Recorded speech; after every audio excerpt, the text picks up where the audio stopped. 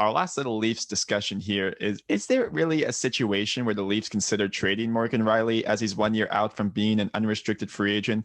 And where could be a potential landing spot for him, in your opinion? I think trading Rielly is definitely something that they should think about.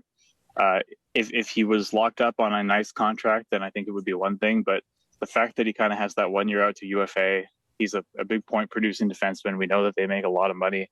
And, that could really be like if they have to give him, 7-8 million, something in that range at the end of the season, I could see that being something that really kind of hinders their cap situation.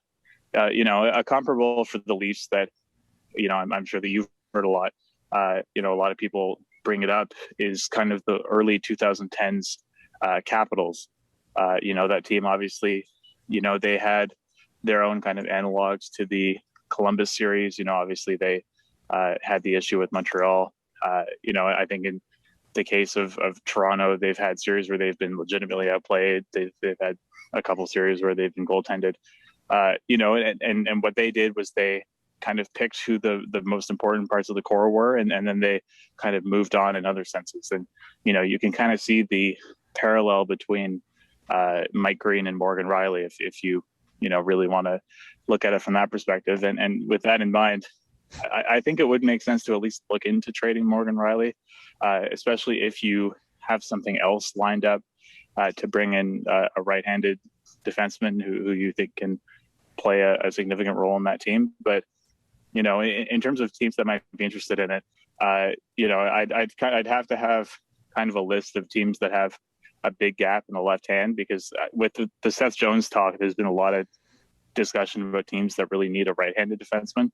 The left-handed situation is definitely a little tougher. I have heard people talking about the Penguins being interested in him, but I just don't see that making sense. But I think they should at least look into it. Like if you have a guy who's a year away from being a UFA and you're as cap strapped as the Leafs are, I think you do have an obligation to at least give yourself knowledge of what's out there and put yourself in that position. Well, I know a lot of people, especially on Leafs Twitter, want to see them try and acquire Dougie Hamilton, whether it's as a free agent. And I know there's people that believe maybe Morgan Rielly could somehow end up on the Carolina Hurricanes. I don't know necessarily why the Hurricanes would want to do that. That would definitely be a downgrade, in my opinion. Do you think there's any truth to that could potentially be a possibility for both these teams, that Hamilton ends up in Toronto and Rielly ends up in Carolina in some sort of fashion? Yeah, I mean, I can see a situation where Hamilton to Toronto becomes a thing, but I just don't see how that works out financially.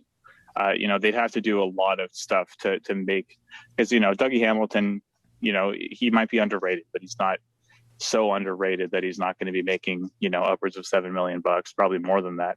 So this is a serious roster move that they would be making.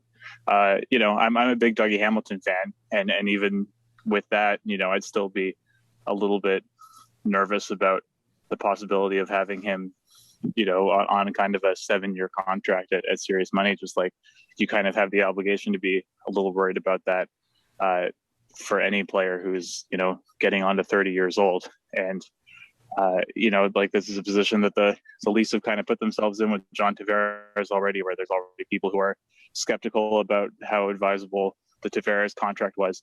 If you're a team that's kind of strapped up against the cap, building the rest of your roster through unrestricted free agency is not always the best way to go. So I think it makes sense for them to do their due diligence on Hamilton and see if they can get a good price on him. But despite his strong reputation in analytical circles, I do think you kind of have to, take a look at the age and the free agent situation and maybe consider going another route. Yeah, I agree with you there. It's going to be very fascinating to me because I honestly just have no idea what the Leafs are going to do in that regards to Morgan Rielly. I know the Vegas Golden Knights, somehow I've seen even some people on Leafs Twitter say that maybe even Rielly could end up there in some fashion. I don't necessarily know how possible that's going to be because obviously they already have Pietrangelo signed, but who knows? Vegas always makes the cap room, so I'm sure they could figure out a way, but... Hello, Leafs fans, and welcome to the Babbling Buds Podcast, hosted by Jordan Jacklin.